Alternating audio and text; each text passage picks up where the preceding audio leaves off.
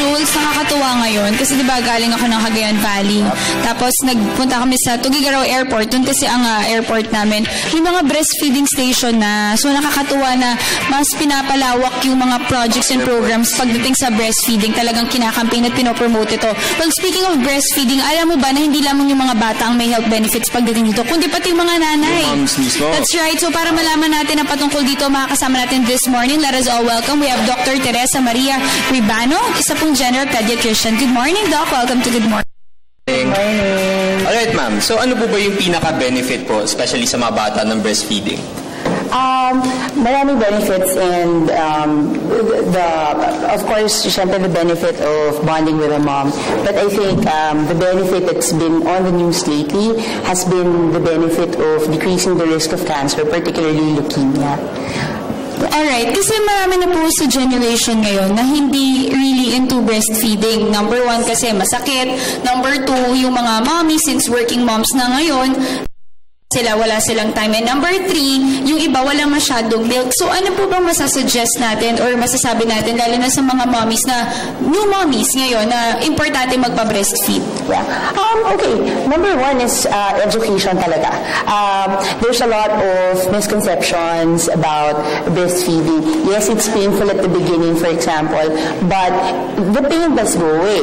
And in fact, studies do show, and it has been proven over and over, especially with the unang yakap, that when you, especially right after delivery, you stop the bleeding immediately, which is beneficial to the mom and helps to decrease yung mortality ng nanay, which is a big problem also here in the Philippines. And then the other benefit, another is that, you know, all women, as much as unless na lang talaga there's a medical problem, will be able to breastfeed. And breastfeeding will provide the very best for your baby. It doesn't matter the length of time.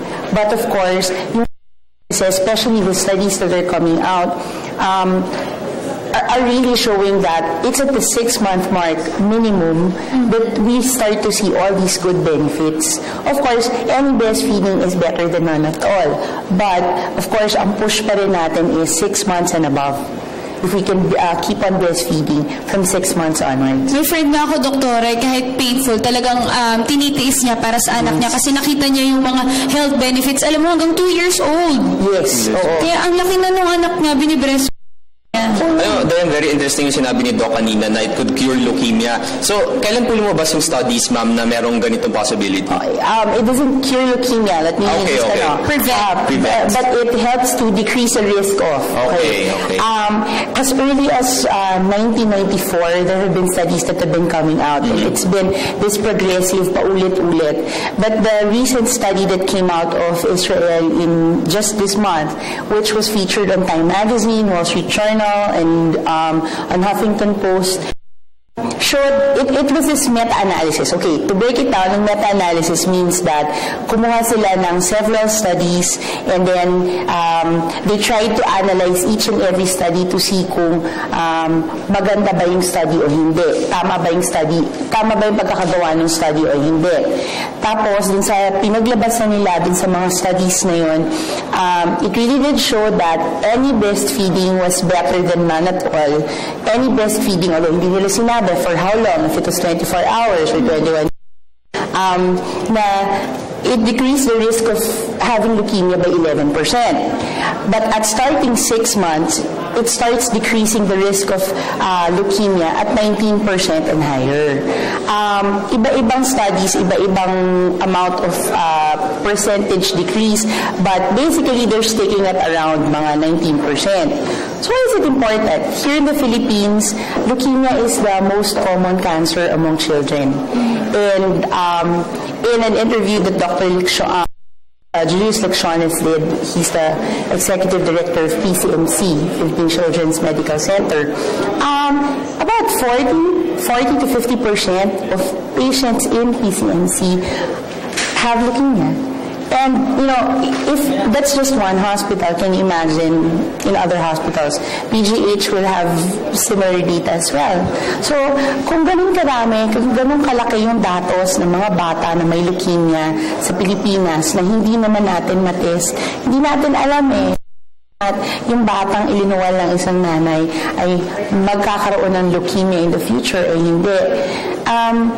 Bakit hindi natin ibigay itong benepisyo na to na libre, na walang gastos, na hindi harmful dun sa bata, na all natural?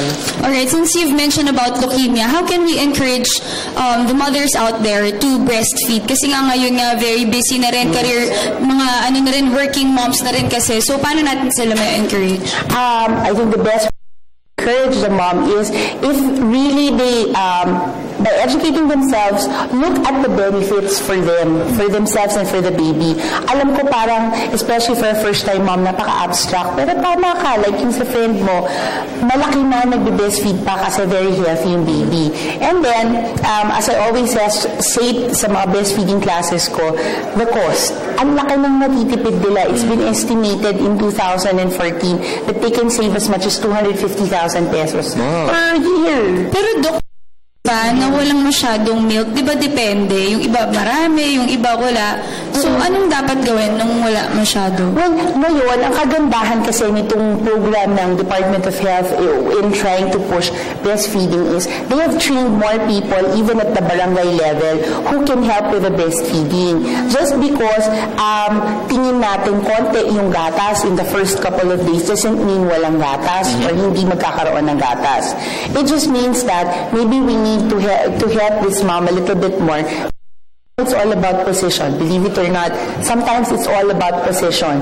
Minsan sa pag-latch siya, minsan sa paghakap. Yes. Pero, Doc, would you recommend yung sa milk bank? May mga bumibili? Milk banking, for now, kasi there are commercial milk banks. We know that. But in the strictest sense, milk bank kasi is for sick babies and for babies who are in need. Okay. You cannot get milk from a milk bank unless you have a prescription. Hindi yung papasok ka lang and then it's an over-the-counter and you can buy. Pahingi nga ng 2 ounces. You need to have a prescription for that. You need to have a special need for that. Actually, alam mo, Doc, I'm not sure kung tama yung nabasa ko. Basta may nabasa ko isang study na kahit daw matanda, pag uminom daw ng milk na galing sa breastfeed, healthy daw. May mga ibang gumagawa. Nakita ko lang sa Google, so I'm not sure if it's, talagang valid. Yeah. For the adults kasi there are no studies for that.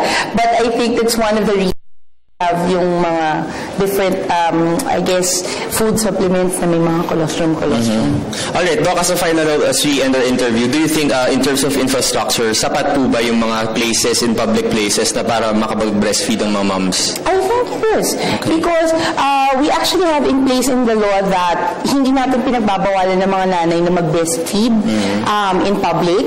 And then because of the Republic Act 10028, we are now encouraging women in the workplace by asking the owners of the company to set up places for them for breastfeeding. That's right. So like what I've said, nakakita nga ako sa airport yesterday, may breastfeeding station talaga. So there. Yan po, marami tayong natutunan ngayong umaga. Again, thank you so much for joining us this morning. That was Dr. Teresa Maria Rebano, isa pong General Pediatrician.